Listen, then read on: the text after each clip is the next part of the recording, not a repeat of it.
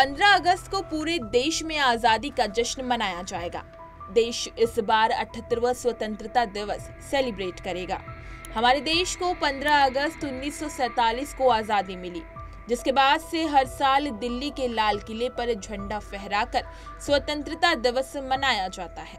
देश के प्रधानमंत्री द्वारा लाल किले पर झंडा फहराने के बाद राष्ट्रगान भी गाया जाता है।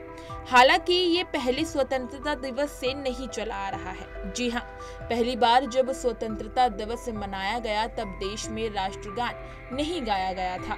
चलिए इसकी वजह और इतिहास जानते हैं। आखिर क्यों पहली बार स्वतंत्रता दिवस मनाते समय राष्ट्रगान नहीं गाया गया था। बात करें रविंद्रनाथ टैगोर की, तो रविंद्रनाथ टैगोर देश के राष्ट्रगान यानी जन गण मन 1911 में ही लिख चुके थे, लेकिन इसे राष्ट्रगान के तौर पर 1950 में मान्यता मिली। दरअसल आजादी की जंग में सिर्फ रविंद्रनाथ टैगोर का लिखा जन गण मन ही लोकप्रिय नहीं हुआ था, बल्कि इसके अलावा दो ऐसे गीत थे जिन्हें काफी लोकप्रियता मिली थी। वो थे वंदे मातरम यानी हमारा राष्ट्रगीत और सारे जहां से अच्छा। ये वो गीत हैं जिनने देश के स्वतंत्रता संग्राम के दौरान लोगों में एक नई जान भरने का काम किया, जिसका असर 1947 को पूरी दुनिया को नजर आया। अब बात करें कि आखिर कैसे मिला देश को राष्ट्रगान।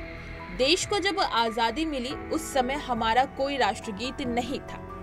यही नहीं, इसलिए पहले स्वतंत्रता दिवस के दौरान राष्ट्रगान नहीं गाया गया था। उस समय राष्ट्रगान के चुनाव के लिए जन गण मन और वंदे मातरम के बीच वोटिंग कराई गई थी।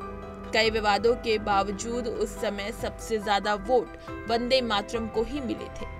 हालांकि विविधता में एकता वाले राष्ट्र के लिए एक ऐसे राष्ट्रगान की जरूरत थी जो पूरे देश का प्रतीक बन सके, साथ ही जिसे लेकर किसी के मन में कोई शंका भी ना हो।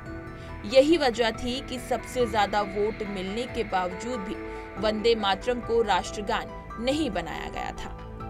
इसी के चलते जब देश आजाद हुआ तो उसके पास अपना कोई राष्ट्रगान नहीं था। 1950 में जब संविधान बनाया गया तो उसमें जन गण मन को राष्ट्रगान के तौर पर मान्यता दी गई। हालांकि उस समय वंदे मातरम की लोकप्रियता को देखते हुए इसके पहले दो अंतरों के राष्ट्रगीत के तौर पर मान्यता मिली। तो ये थी देश के राष्ट्रगान की कहानी। आपको कैसी लगी हमें कमेंट सेक्शन में जरूर बताएं, और इसी तरह की तमाम खबरें और अन्य अपडेट्स के लिए बने रहिए हमारे साथ और देखते रहिए punjabkesari.com।